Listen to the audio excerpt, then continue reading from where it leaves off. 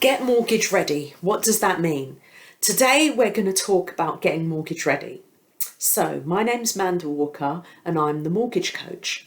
So as I said, we're going to talk about getting mortgage ready.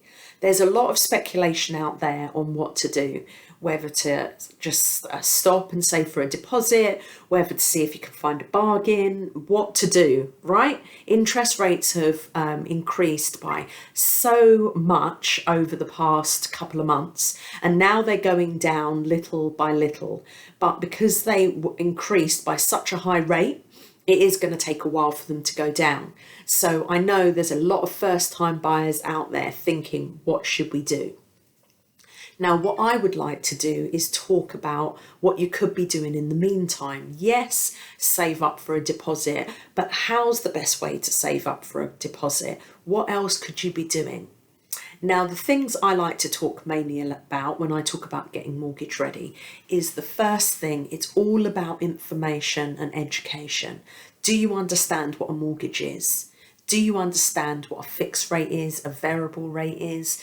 Do you understand what the mortgage term is, what the initial term is, what the deal is? There are so many questions out there to explain how and what a mortgage is, how it works.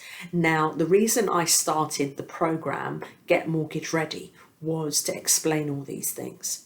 So today, as I said, I'm going to talk about some areas of it, and then obviously there is my membership if you would like to know more. Now, the first thing is a mortgage. What is it? It is a loan, and it's a loan that is linked to a property.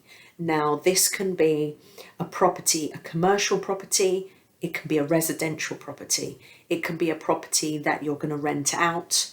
It can be a property that you're just going to live in. So it could be a holiday let. It could be a property that you own and then you decide to make it into a buy-to-let, i.e. rent it out to people. So there are so many different scenarios and so many different ways you can look at it. Now, the next thing to look at that a lot of people ask is what you can borrow and what you can afford. Now, there is a difference.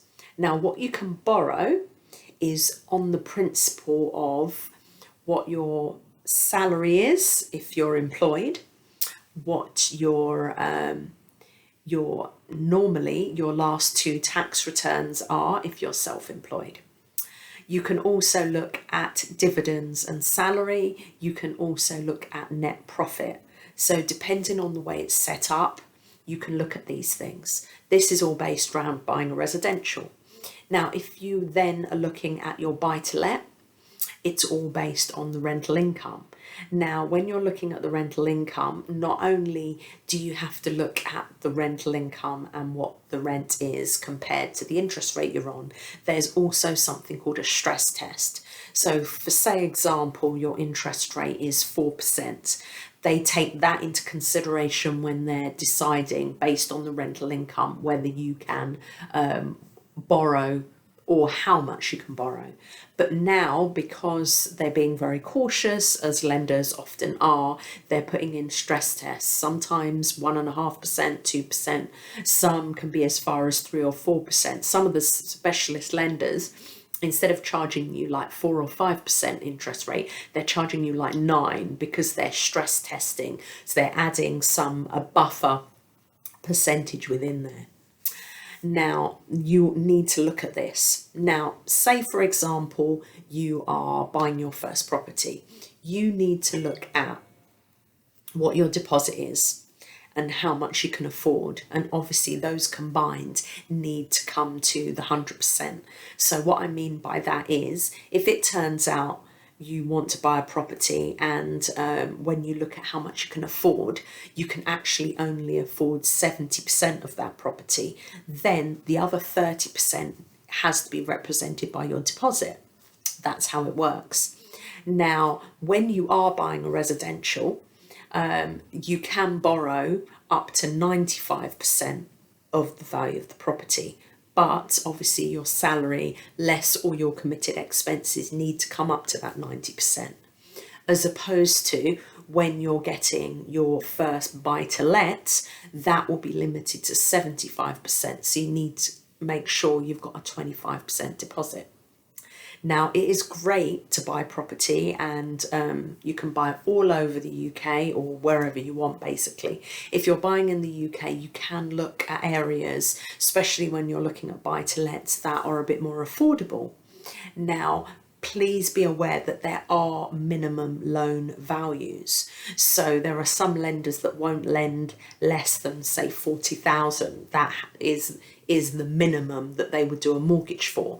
And I know those of you in London think, well, what could you get for that? But outside of London, you'd be surprised how much flats cost outside of London. London is very expensive. So that's something to bear in mind. The next thing to look at is what kind of rate do you want? And I have done a couple of videos now about interest rates, whether it's a fixed, whether it's a variable, whether it's a tracker, whether it's a capped, whether it's offset. Those are other areas that you need to understand. The next thing is capital and repayment. So if you want the mortgage paid off by the end of the term, you can go for capital and repayment. So you pay off the capital, i.e. the initial loan, plus the interest. You pay a portion of that every single month, and then by the time the term ends, then you own that property. Now, when you're looking at the actual mortgage deal, that could be 2, 3, 5, 10 years. When you're looking at the full term, that could be 25, 35, 40 years. So it all does depend on age and for the length that you can get when you're planning to retire, what you actually do for a living. For example, if you're upper management, they may let you go to, say, 75. If you're a manual worker, like a builder, which is very labour intensive, they may look at retiring you at 65. So be aware of, depending on your career, how long it can be. The other thing is, if you're employed, they're normally going to limit it to a retirement age unless you can prove otherwise. But if you're self-employed, you can, for instance, say you're a consultant, so it's not labour intensive. You've got no company that you work for that has to limit when you retire. So you can pretty much work for ever. If you're an actor or anything like that, they always say, if you love the job you do, then the chances are you're not going to want to retire on retirement age. You may go part-time, or you may limit how many clients you've got, etc. But you can stretch out your mortgage term based on when you think you'll retire. And if you don't think you'll retire till 75, 80, then you can put that in and see if the lender is happy with that principle. The other thing is obviously passive income. If you are earning the money and it's a buy-to-let, as in you rent the property out, then you're not going to be capped at your retirement age, because it's based on the rental income. It's not based on your earned income. And then obviously there's the midway between pensionable income. So if you have got a really good job that gives you a decent pension, you can prove that, some lenders will let you borrow into retirement as part of the initial mortgage. And that way you can lengthen the term slightly, but they will need proof of unearned income, i.e. your pension. And to be honest, that is a lot more, because the thing is, when you're employed, you could get made redundant, you could lose your job, so many things could happen. But when you're retired, you know what that income's going to be. So, that's obviously something to think about. When you are any of these type of mortgages, always look at insurance. So that's the likes of life insurance. So if anything happens to you and the mortgage needs to be paid off, as I said, if there are problems with employment, then you could get mortgage insurance, you could get income insurance, but there are so many different areas of insurance, which really isn't my specialty. I have an idea, but you really should see a specialist about protection. The next thing I wanted to talk about is just having the general information. So the 3 things I think are really, really important when you're getting mortgage ready is 1, what you can borrow and what you can afford and what the difference is. 2 is how to save that deposit. How much deposit do you need and how to save for it. The best, most effective way of saving for it. And the 3rd thing, which I think is really important, understanding the buying process and understanding all those components.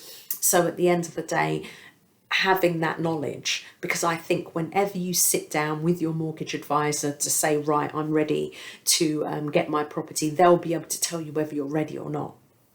And then you can know all this information beforehand. So I would say don't be disheartened if you are having difficulty getting on the property ladder at this moment in time, or the idea of it is extremely scary. You can join the Get Mortgage Ready program and learn all of this and how it all works at your own pace. I do coaching every other week, so I can answer all your questions. There are courses in the membership which will go through all these areas that we've talked about. There's a community, so you can actually have like-minded people and communicate with them. So there is a lot going on in the Get Mortgage Ready membership. So in the Get Mortgage Ready Club, I should say, so which is a paid membership. So please, by all means, chop in the comments if you want to know more about it. I will put a link so you can there click on that and find out more about it as well.